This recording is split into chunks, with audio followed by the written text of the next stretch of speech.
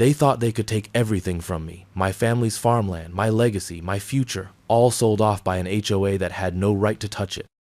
But what they didn't know was that I had been on this land long before their HOA even existed. And when I started digging through my records, I found something even better than proof of ownership. What would you do if the very people who stole from you suddenly found themselves at your mercy? If you love insane HOA revenge stories, hit that subscribe button and let's get started. The morning started like any other, with the sun rising over my fields, casting golden light over the wheat swaying in the breeze. I had lived and worked this land my entire life, just like my father and grandfather before me. Our family had owned these acres long before there was even a paved road leading to the town nearby. That's why when my phone rang that afternoon, I had no reason to expect anything other than the usual: a supplier confirming an order, a neighbor asking for a favor, or one of the ranch hands checking in. But instead, I heard my lawyer, Sam Grayson, his voice tight with urgency. "We've got a problem," he said. "The HOA claims they've sold your land." I almost laughed, thinking it was some ridiculous mistake. "That's impossible," I said, stepping onto my porch and looking out over my fields. "The HOA doesn't own my land. I never signed anything. My deed is clear." There was a long pause on the other end before Sam finally said, "You need to get down to the county office now. You need to see this for yourself." Within the hour, I was standing in a cramped government office, staring at a thick file of documents laid out in front of me. Sam flipped through the pages, his expression grim.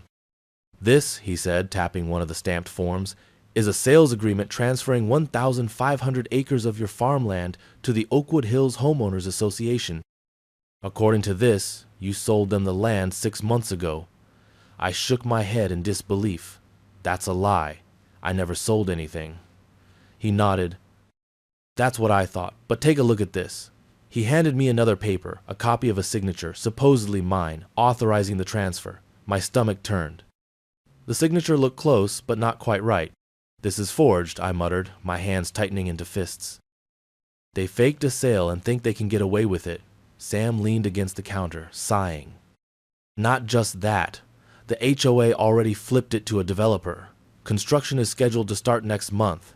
If we don't act fast, they're going to bulldoze your land." The words hit me like a punch to the gut. I had seen the neighborhood creeping closer over the years, watched as more houses popped up along the edges of town. But I never thought they would be bold enough to try and steal from me outright. My land was my livelihood, my history, my future. The idea of losing it, of seeing concrete poured over the fields where my father taught me how to plow, where my grandfather once ran cattle, made my blood boil. "Who authorized this?" I demanded. "Who signed off on a fraudulent sale?" Sam pointed at the name on the final approval form. "Oh, President Daniel Whitmore, and the notary on the deal, his wife." My jaw clenched. Daniel Whitmore had always been a smug, power-hungry snake, the kind of guy who smiled in your face while plotting against you behind your back. I had ignored his petty HOA nonsense over the years. Letters complaining about dust from my tractors, fake noise complaints from my cattle, even a demand to maintain aesthetic consistency with their neighborhood. I never responded because it wasn't worth my time. But now? Now he had declared war. Sam leaned in, lowering his voice. "We can take this to court. You have the original deed. That sale is fraudulent, which means we can get the entire deal overturned. But you need to be ready to fight, because they aren't going to back down easily." I nodded, already forming a plan. "I want to see every document related to this sale," I said. "Every paper they filed, every approval they forged. If they think they can steal from me, they're going to learn the hard way just how wrong they are."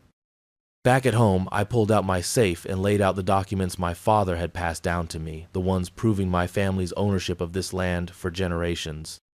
The official deed, the zoning exemptions, the tax records, everything was in order. I called Sam and told him to start filing the paperwork. "We're stopping this before a single shovel hits my soil," I said. "They don't own an inch of this land." But as I flipped through the old documents, something caught my eye, a section in the property records I had never noticed before. It was a reference to an inheritance transfer, filed decades ago when my father took over the land from my grandfather. I traced my fingers over the details, reading carefully, and then I saw it. A notation at the bottom, barely visible in faded ink. A second land parcel, One I had never known about. Heart pounding, I pulled out the old county maps and cross-checked them against the deeds. It took me nearly an hour, but when I finally pieced it all together, I felt the first stirrings of something bigger than anger. This wasn't just about getting my land back. This was about something else, something that made the HOA's actions even more reckless. Because according to these records, my father hadn't just inherited the farmland. He had inherited an additional 300 acres that extended beyond what I had always considered our property. And that land, it overlapped with part of the Oakwood Hills neighborhood. The very neighborhood where the HOA board members lived. I sat back, stunned. They had stolen my land, but in doing so, they had overlooked something critical. They were living on land that legally belonged to me. A slow grin spread across my face.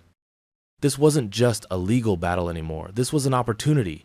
I closed the folders, my mind racing. The HOA thought they had already won. They thought I would just roll over, accept a payout, or spend years in a drawn-out legal fight. But they had no idea what was coming. I picked up my phone and dialed Sam. Change of plans. I said the moment he picked up. We're not just fighting this sale. We're going to hit them with something they never saw coming. Sam hesitated. What do you mean? I stared out over my fields, imagining the look on Daniel Whitmore's face when he realized the truth. I mean, I said slowly, we're going to let them think they've won. And then, when they least expect it, we're going to take everything from them.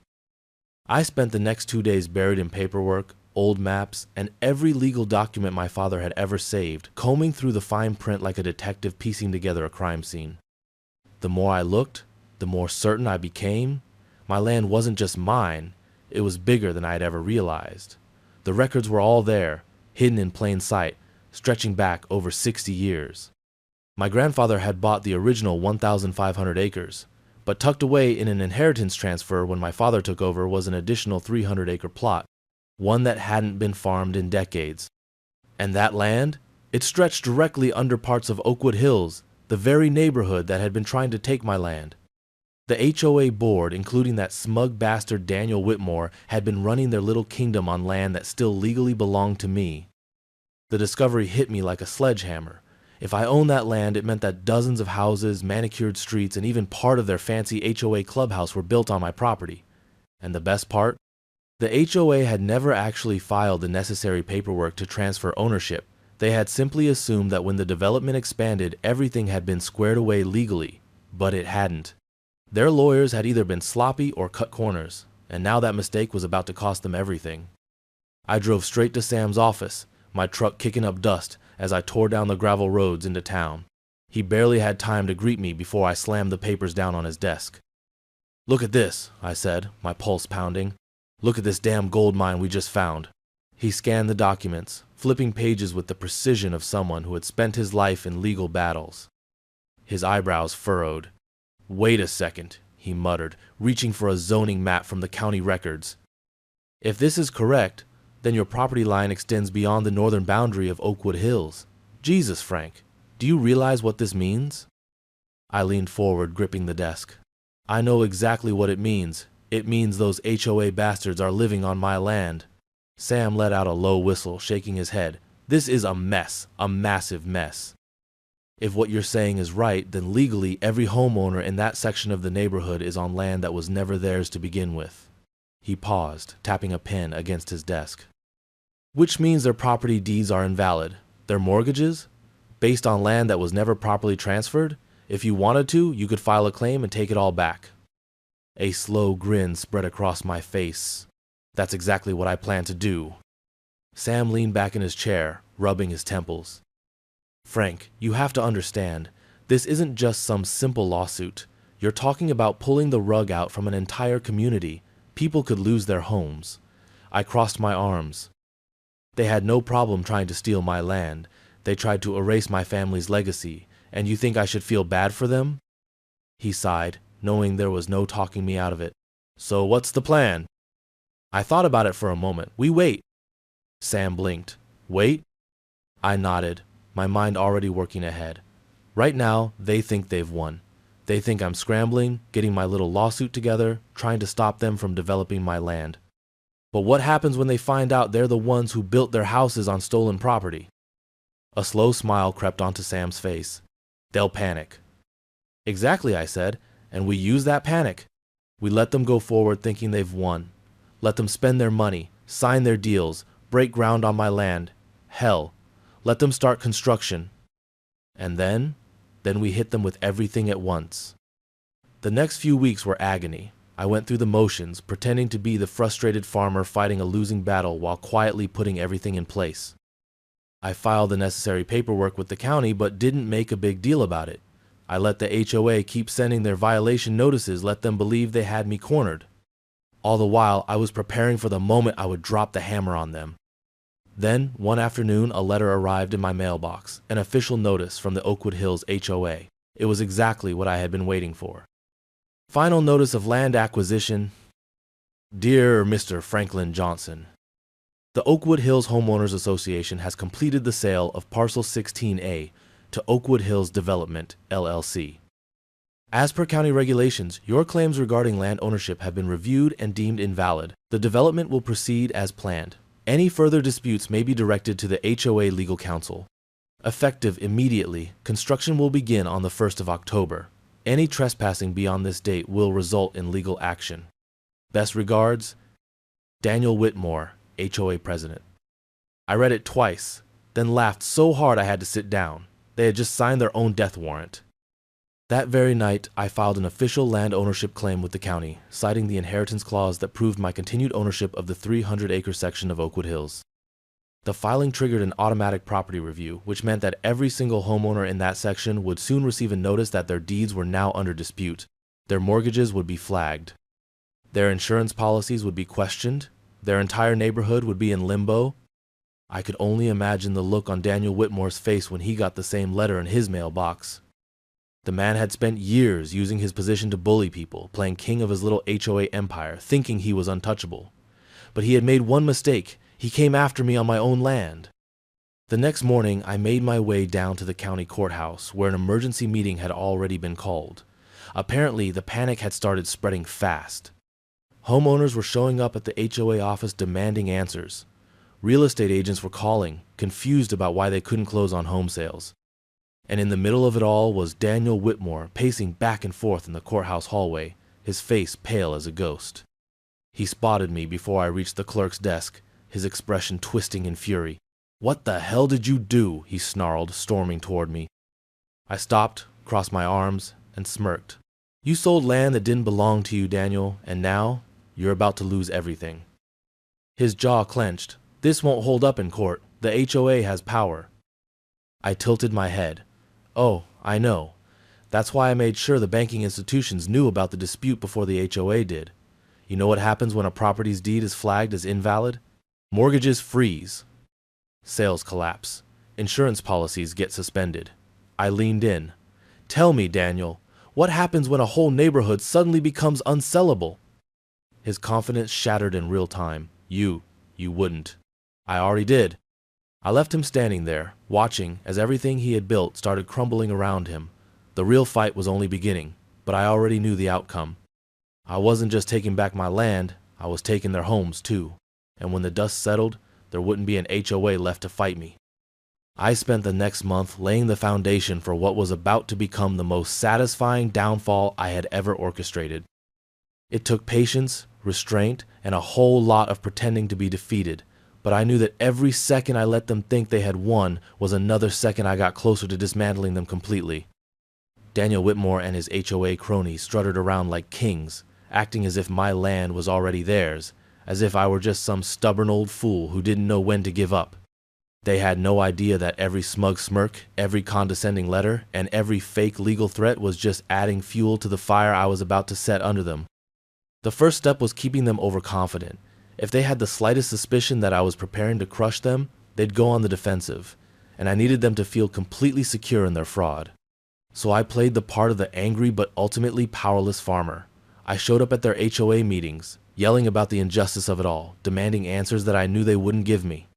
I let them think I was desperate, clinging to some fantasy that my land hadn't already slipped through my fingers.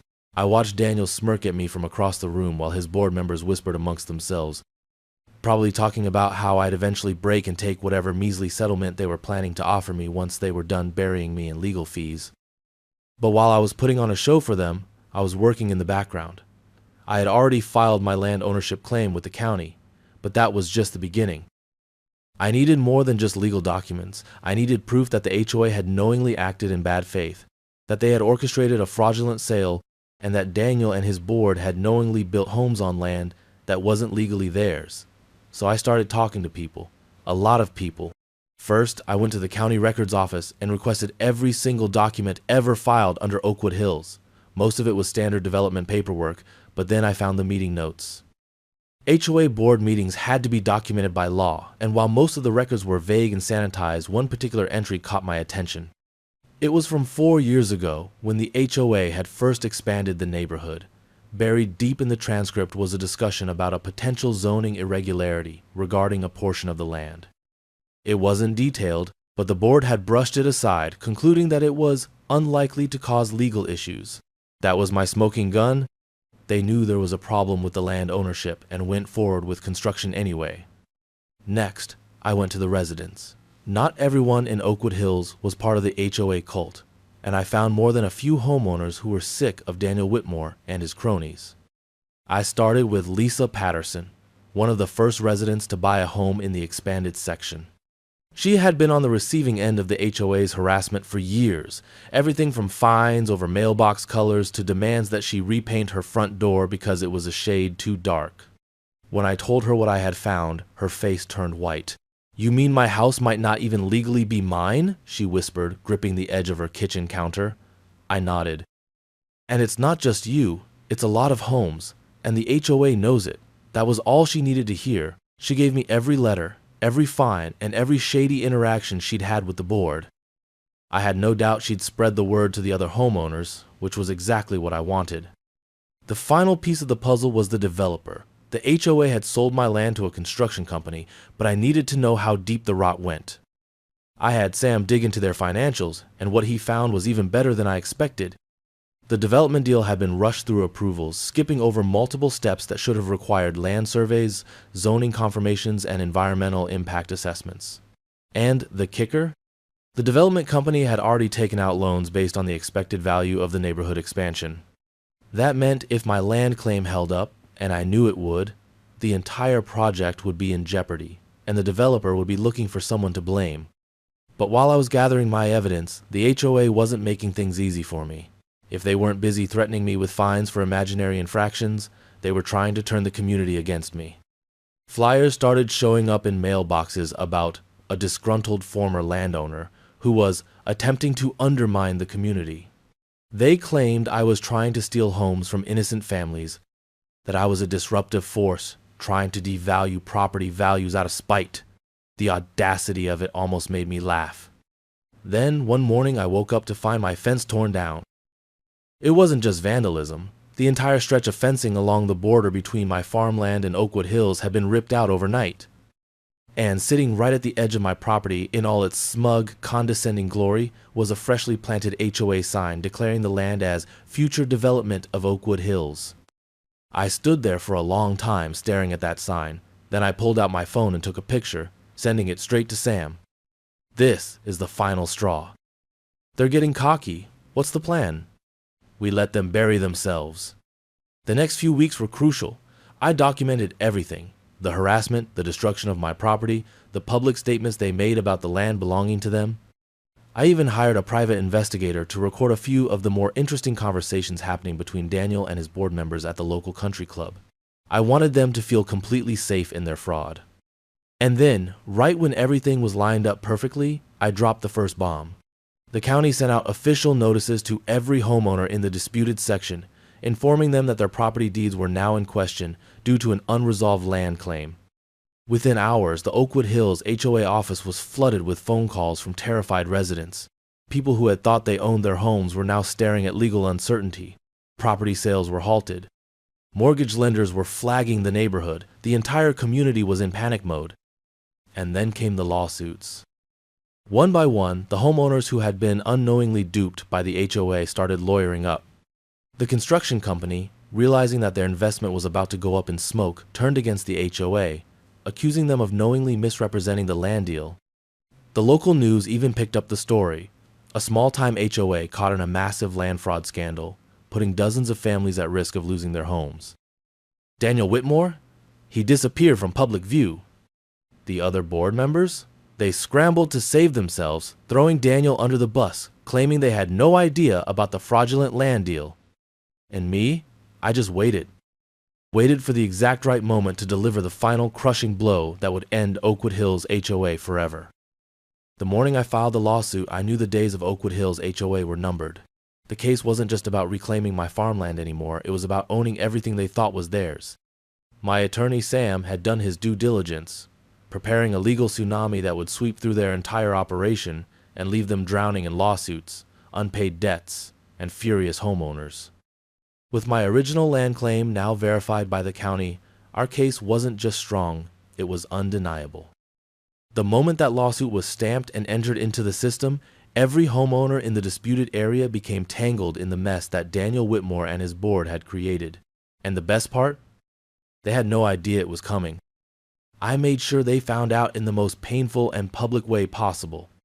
By noon, every single resident in Oakwood Hills had certified legal notices delivered to their doors, informing them that their property deeds were now under dispute.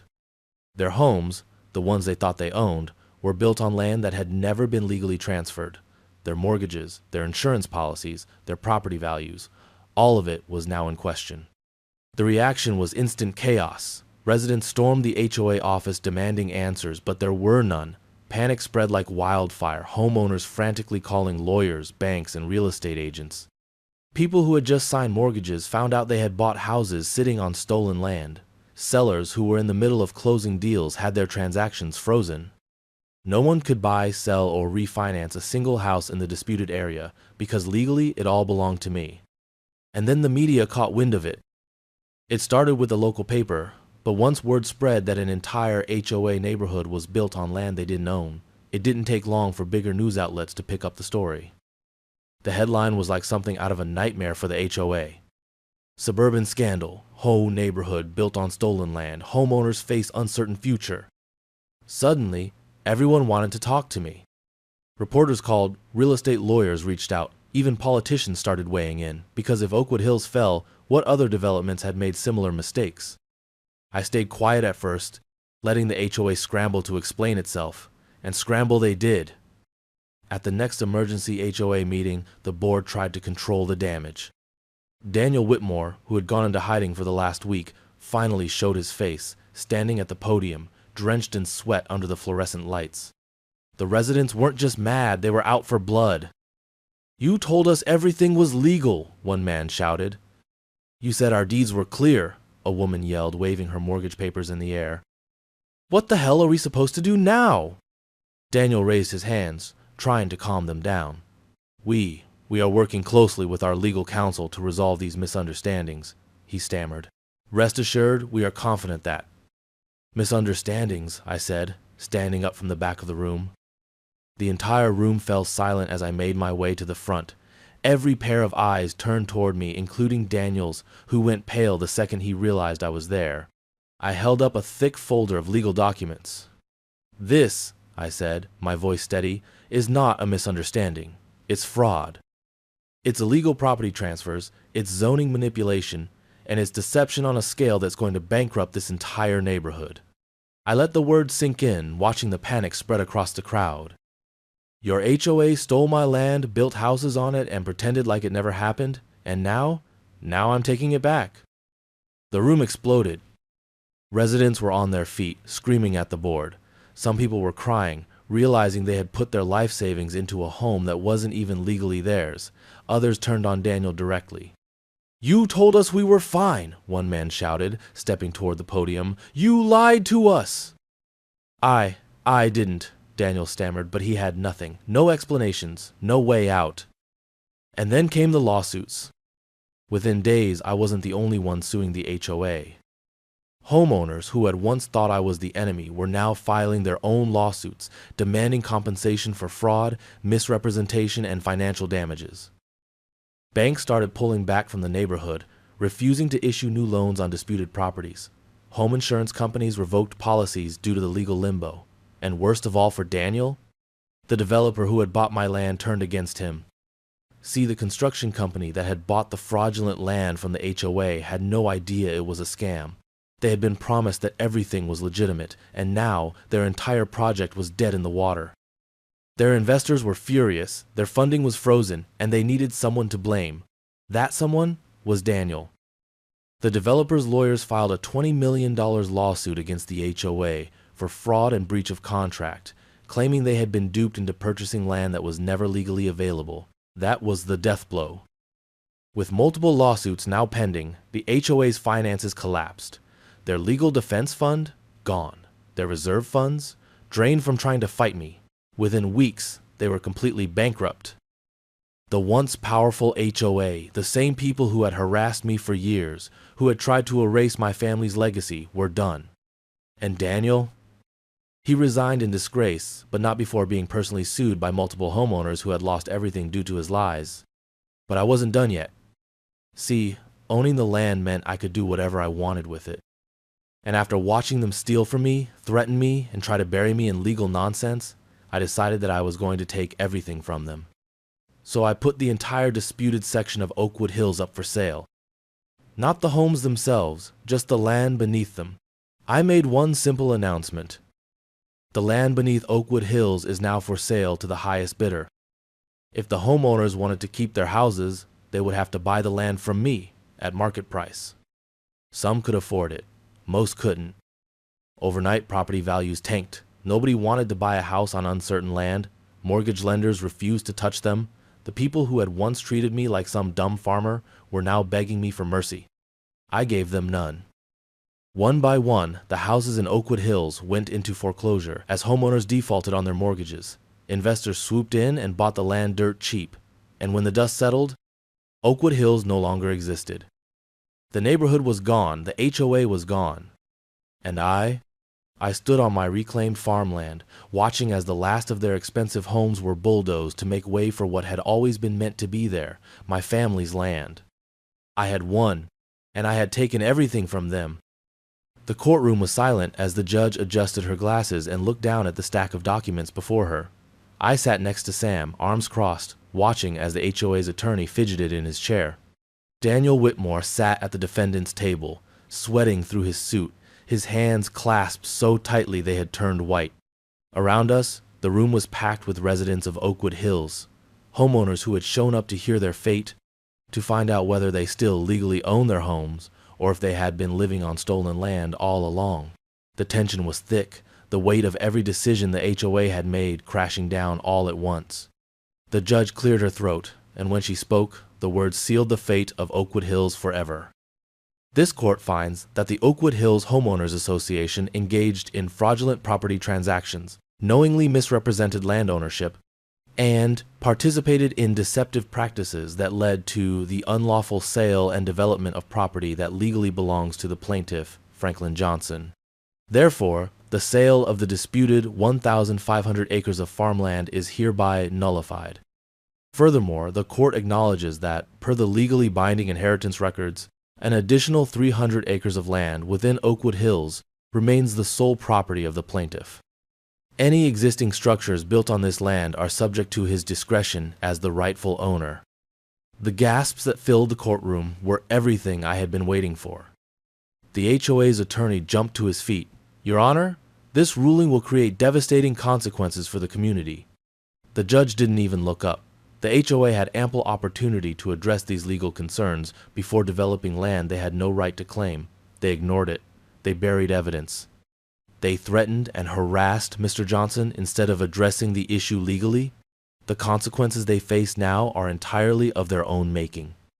Daniel's entire body slumped forward. He knew it was over. They all did. The homeowners sat in stunned silence, whispering among themselves as the reality of what had just happened sank in. Some of them owned houses sitting on land that wasn't legally theirs. Some of them had mortgages on properties that were about to be worthless. The HOA board had lied to them, tricked them, stolen from them, and now everything was falling apart. Outside the courthouse, reporters swarmed me, but I didn't stop to talk to them. I had work to do, because while the legal victory was sweet, the real revenge was only just beginning. That very night, I sent out the first round of eviction notices. Every single homeowner whose property was built on the 300 acres I still owned received a letter informing them that they were now occupying private land without permission. They had two options: buy the land from me at market price or vacate the premises immediately. It wasn't long before the HOA board members started calling me, begging for meetings. Daniel Whitmore was first, slinking into my office like a dog with its tail between its legs. His face was pale, his confidence completely shattered. "Frank," he started, hands clasped in some pathetic attempt at diplomacy, "there's got to be a way to fix this." "Oh, there is," I said, leaning back in my chair. "You could have not stolen my land in the first place." He swallowed hard. "The homeowners, they're innocent in all of this. They didn't know." I narrowed my eyes. "They sure didn't have a problem when you were stealing from me. They didn't have a problem when you were fining me for dust, harassing me with fake violations, trying to erase my family's legacy. But now that it's their homes at risk, now it's suddenly unfair?" Daniel ran a hand through his hair. "Listen, I could step down from the HOA board. I could." I laughed. "Daniel, the HOA doesn't exist anymore. It's bankrupt. You have nothing left to offer me." His eyes darted around, desperate. "If you force all these people out, it's going to look bad for you. The press is already all over this." I leaned forward. "Let me tell you something, Daniel. I don't care how it looks. I care about taking back what's mine." The next day, I started selling the land beneath their houses to the highest bidder. Real estate investors, developers, even the very construction company that had originally been swindled by the HOA, they all lined up to make offers. Homeowners scrambled, trying to raise money to buy their own land, but most of them couldn't afford it. One by one, the houses started going into foreclosure. The former HOA board members were the first to fall. Daniel's home? Gone. Sold right out from under him. He tried to fight it, but he had no legal ground to stand on. I watched him pack his things and drive away from Oakwood Hills, his entire life in shambles. The other board members? Same fate. Karen Monroe, the one who used to send out fines for people leaving their garbage cans out for too long, she cried when she realized she was about to be homeless. James Porter, the HOA's treasurer, he vanished overnight, probably running from the lawsuits stacking up against him. And the residents, who had been so smug when they thought they were safe, the ones who had whispered behind my back, watching as I was harassed, fined, and nearly run off my own land, they were suddenly begging me for deals. "Mr. Johnson, please, I'll do anything. I just need more time to buy the land. My family has lived here for years. There's got to be a way we can stay." I looked them in the eyes, the same way they had looked at me when they stood by and let their HOA destroy everything I had built, and I said the same thing they used to say to me. Rules are rules. By the end of the year, Oakwood Hills was unrecognizable. The once pristine neighborhood, bulldozed. Developers put in commercial properties and storage units, things that were far more profitable than cookie-cutter homes. The people who used to brag about their exclusive community were now renting apartments in town, watching helplessly as their old neighborhood was turned into something they could never afford to move back into. And me? I stood on my land, looking over the acres that my family had worked for generations. My farm was still standing, my crops were still growing. And Oakwood Hills? It was nothing but a bad memory. Daniel Whitmore had spent years trying to erase me, to bury me in bureaucracy, to destroy my legacy. And, in the end, I erased him. The HOA had tried to steal my land. Instead, I took everything from them. The last HOA board member left Oakwood Hills in a rusted sedan with everything they owned crammed into the back seat. I watched from the edge of my property as the car sputtered down the newly repaved road, past what used to be a pristine, tightly controlled suburban utopia. Now it was a husk of its former self. The once identical beige houses now sitting abandoned, their perfectly trimmed hedges overgrown, their exclusive community nothing more than another failed development project in the middle of nowhere. The grand Oakwood Hills sign that once welcomed residents had been removed weeks ago, leaving only the metal posts, standing like broken ribs in the ground. The HOA was gone, bankrupt and buried, and I had personally made sure of it. After the lawsuits, the fines, and the sheer collapse of the HOA's finances, there was nothing left of their little kingdom. The board members had become pariahs, their names plastered across news articles and legal documents detailing the fraudulent land grab, the deception, and the financial ruin they had orchestrated. The community, once eager to follow their lead, had turned on them the moment their own wallets were affected. One by one, they were dragged into lawsuits, sued by the very people they had deceived, forced to sell their homes, their cars, their precious little HOA-approved lives just to stay afloat. It wasn't enough that they lost their positions. I made sure they lost everything. Daniel Whitmore, the king of Oakwood Hills, the man who had led the charge against me, had disappeared entirely. Some said he left town after his personal assets were liquidated to cover some of the lawsuits. Others said he was still fighting legal battles, trying to claw his way out of the millions in damages being thrown at him from homeowners, banks, and developers alike. I didn't care. He was out of my sight, out of my way, and out of power. That was all that mattered.